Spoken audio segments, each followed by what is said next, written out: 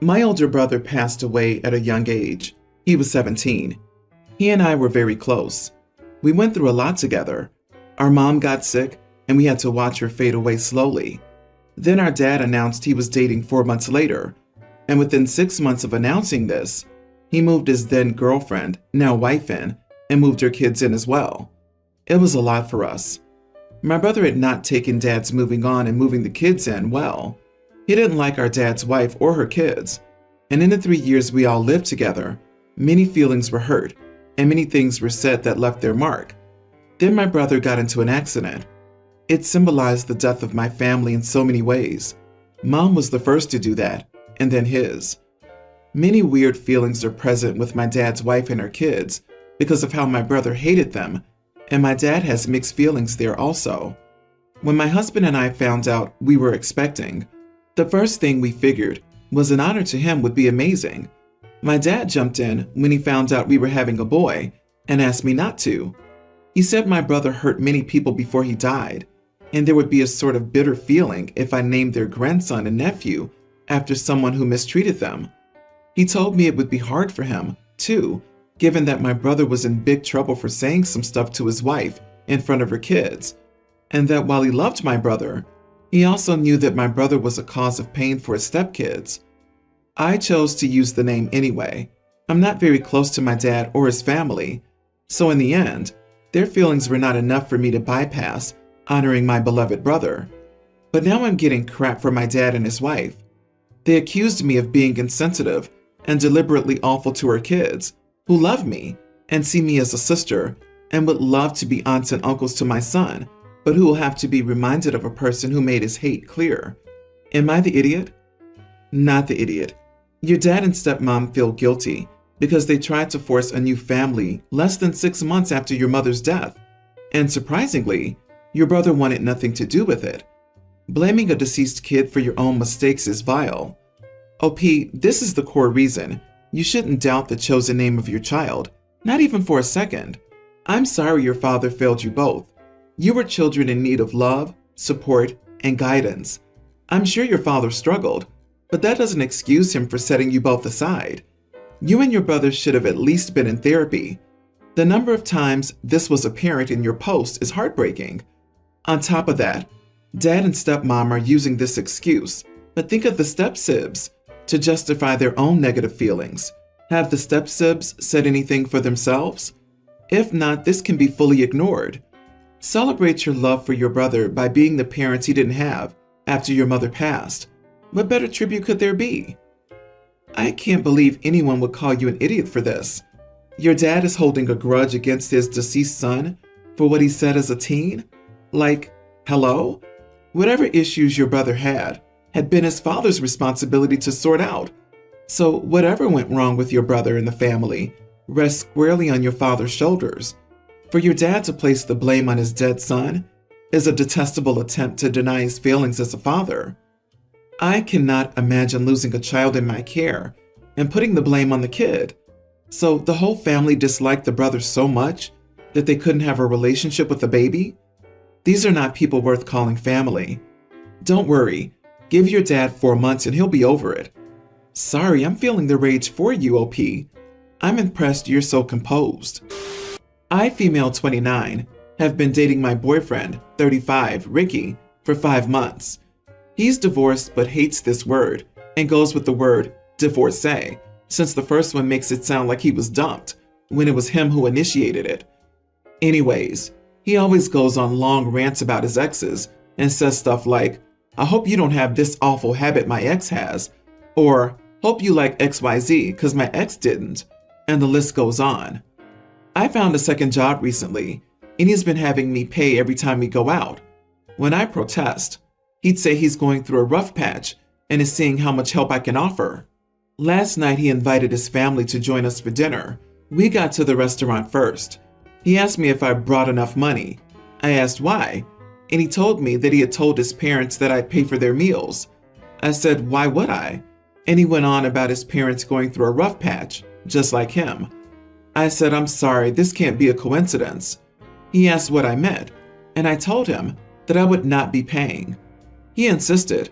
I refused and said no. He then leaned back and said, "Well, you're here, so not much of a choice you have anyway," while laughing like it was funny.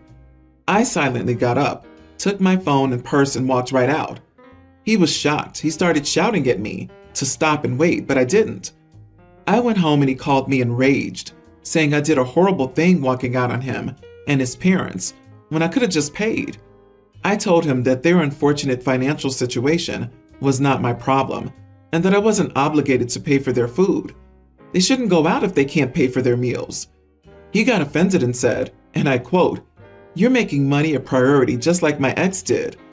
He then went on about how disrespectful my attitude was and how I made him look small in front of his parents and forced him to lie about why I wasn't there when they came. We've been going back and forth about it till now.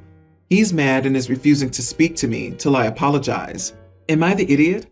I feel bad because his parents are lovely and I have been doing my best to keep a good relationship with them.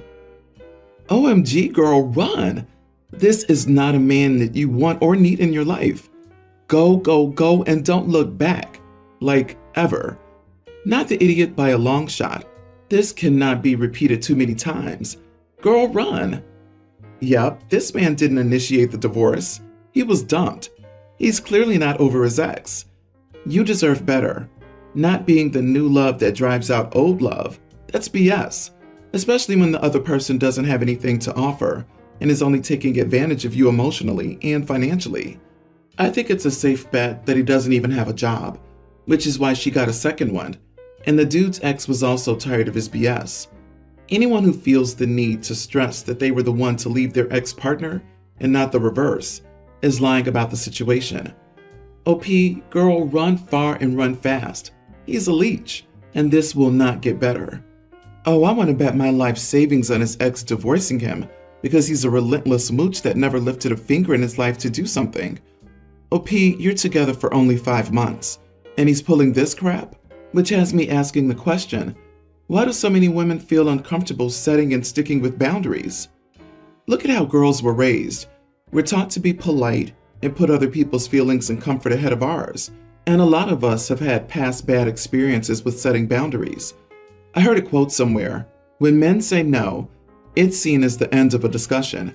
When women say no, it's seen as the beginning of a negotiation. It's due to a lifetime of interpersonal and societal gaslighting and a minimizing of our boundaries and comfort. That's why. This may sound super entitled. If it is, don't hold back on telling me so. I'm a 31-year-old female, and my husband Jack and I have 3 kids together. We've been together for 9 years. Over the course of these past 9 years, I personally have helped my sister-in-law, Heather, my husband's sister, with over $12K. At the beginning of our relationship, we had to stay with her for 3 months while we found a place to live, and during that time, I had given her over $9K. Only $1,500 of that was for rent. The rest was me helping her pay her back land tax so her home didn't get foreclosed, groceries despite me buying my own, and kitchen appliances that she didn't need but simply wanted. I felt like I could not say no during this time because I was living with her, and she definitely cornered me into it. She would wait until my husband left for work. Anyway, over $12K I've loaned her, and yes, it was always considered a loan, and yes, we have it all in writing, but admittedly, I was always super financially stable, so loaning her that type of money didn't break the bank at all. So anyways, my husband got into a bad wreck 4 months back, and after medical bills and him being out of work, we have gone through almost the entirety of our savings. We only have roughly $1K left, and our rent alone is $2,800. We were served an eviction notice 3 weeks ago. We have been searching for other housing for months, but nothing is working. We've gone through housing authority offices to see about help, but there's nothing available. We've even looked into shelters, but there are no beds. Finally, as a last-ditch effort, my husband reached out to my sister-in-law and said, "Hey, we're getting evicted, and we've tried everything else. Can we stay with you just until we can find another place? We'll pay you $800 a month. This is more than her land tax and lights payment combined." She immediately said no. She's like, "Yeah, I don't know, man. I actually just don't want anything living here. Ask Mom." Keep in mind that she has an 8-bedroom home, and they only use 2 of them. My mother-in-law, on the other hand, has a one-bedroom tiny home. He just hung up because he was actually visibly hurt that she'd say no, considering all we've done for them and all we have loaned them. Even just 6 months ago, we loaned her $650 so her husband could buy a truck. So my husband hung up, but I couldn't let it go. I was livid. And yes, that probably sounds entitled. After all, it's her home. But I call her back and tell her that since she couldn't be bothered to help us out when we needed it, after all that we've done for her, and considering the amount of free space she has in her giant home, that I fully expect her to pay me back the entirety of what she owes me by the end of this month, or I'll be bringing her to court. She's pulling the "you know I can't afford it, and you have no room to be angry because this is my house" card. And I'm genuinely curious if I'm wrong. I'm told I am by mother-in-law. Am I the idiot? Edit. The written contract about the loan stated that she had 6 years to pay me back the entirety of what was owed, and interest would be collected if she didn't pay me back within the said time frame. The loan amount at that time was $11.5K, and she exceeded the time frame by 3 years. Both she and I signed the contract in the presence of a notary who also signed the contract. Not the idiot. If she wants to play the "it's her house" card, then you're more than justified to play the "it's my money" card. You gave her 6 years to pay the money back with no interest charged. It's now almost close to a decade, and you have not been paid back. Some people may not like your timing, but you've given her more than 3 additional years to pay her debt. Mess around and find out. Agreed. If they can't even afford the land tax, what are they doing in an 8-bedroom home in the first place? What's going on there? No one I know whose money is tight is living in an 8-bedroom home. OP, sue them. If you had invested $11K 9 years ago, you would have more than that now. Whenever a family member with young children is desperate enough to look into shelters, and you let 6 perfectly good bedrooms just be empty, you are an idiot in my book. No matter whose property and rights or anything, you're an idiot. Adding the fact that OP even helped them out and loaned money just makes me furious. So I'm currently stuck in the middle of my mom and my future wife, and while I know I should really be on my fiance's side, I'm kind of on my mom's. My fiance and I have been planning our wedding for a year, and my mom got engaged 5 months ago. The venue she liked had an opening 2 weeks before our wedding, so she took it. My mom has the money and connections to get stuff done fast and could just put a wedding together quickly. She also didn't want to wait until next spring or summer, as we live somewhere with 4 seasons. When my fiance found out, she was furious. She screamed at my mom that she was psycho and pathetic. She ended up bursting into tears, and I tried to calm her down. There will not be a single overlapping guest, so I don't see the issue. My mom even specified we don't have to come if it's inconvenient.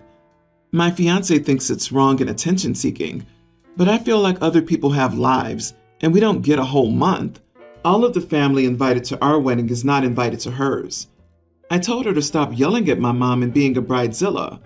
I asked her to apologize to my mom for the name-calling, but ultimately didn't push it as she didn't want to, and my mom's fiance was laughing, which I didn't like. My fiance is furious with me, thinks I'm spineless, and fails to understand her perspective. Not the idiot. If the guest list is entirely different for both, and the only overlap is your mom and her fiance, and you and your fiance, then what attention does your fiance think your mother's even seeking and getting? And from whom? I think your fiance is either super stressed or being a bridezilla. Although I do find it very odd that there's 0 overlap in guests. How can that really be true? So your mother has no family other than you? We do have family, but my mom did a cleanse about 6 months ago and stopped talking to them all or went very low contact. My mom has had issues with those people for as long as I can remember, but she loves her fiance's family, and now that she's going to marry him, I think she wants to pretend her family doesn't exist. Well, this screams more to the story. It's strange that the mom is doing the wedding 2 weeks before the wedding and that she's always the one who gets bullied. I feel like there's a chance OP's deliberately missing out on information. Would be interesting to hear the fiance's side. Since you admit that your mom doesn't like your fiance, is it possible that she purposely planned her wedding in a way that would upstage and upset your fiance? I don't think the 2 weeks is necessarily the issue, rather the potential for actual malicious intent on your mom's part, especially if there's a pattern of poor past behavior towards your fiance. Everyone's the idiot here.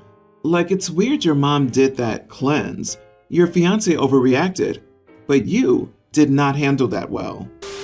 To make a very long story sort of short, my 22 female, boyfriend 22, and I lived with my mom, 45, and my 3 younger siblings, up until my mom got us all evicted out of the home last month. My boyfriend and I were paying half of the rent and utilities before we all got evicted, but it turns out that my mom was taking her money and the money we gave her for the bills and spending it on anything but the bills, which resulted in the eviction.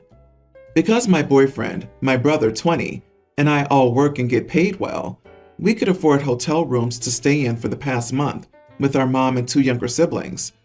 However, as of yesterday, my boyfriend, brother, and I just received the keys to our new home that's in our name and that we'll be moving into later today. I don't know how we did it, but we were lucky and blessed enough to get a 4-bedroom house, and I couldn't be happier. Yesterday, after getting the keys, we had done a final walkthrough, and all 3 of us decided that we needed a Ring camera for the door and a camera for the living room because our mom liked to bring over unwanted company. When it was my mom's name on her lease, she really wouldn't listen to us about how the people she brought over made my sisters uncomfortable. But in our new house, we want to make our sisters feel like this is just as much their home. So everyone, including our sisters, was on board, except my mom. She threw an absolute fit about it, saying that we were trying to be nosy and controlling, until finally my brother said, "If you don't like what we decide for our house, then you don't have to move with us," resulting in my mom calling me the idiot for suggesting the camera. Edit: my mom will not pay rent or any bills. The 3 of us together, boyfriend, brother, and I, can afford it on our own, and we don't trust our mom in that sense anymore. OMG, you are the idiot. Why are you all still letting your mother live with you after all she did? Your mother takes your money for rent, etc., and goes partying, stealing from you and your siblings, and you're letting her freeloading, neglectful butt move in with you? What part of enabling her don't you get? The bit where she stole your money and made you, your fiance, and your minor siblings homeless? Or the bit where she doesn't get any consequences and is relieved of further responsibilities and still gets to party and continue putting you at risk? You even reward her. Do you not see that isn't normal or even acceptable? If I'm being completely honest, it's because she has end-stage kidney failure, and I'd feel guilty having her live on the street where she can get really sick sometimes. Y'all need to get custody of your minor siblings and kick mom to adult services. Your mom will sabotage or damage cameras, bring in sketchy people, and generally terrorize everyone 24/7. She's using your kindness to be an idiot. Wow. Think very carefully before you allow your mother to move into your house. You owe her nothing.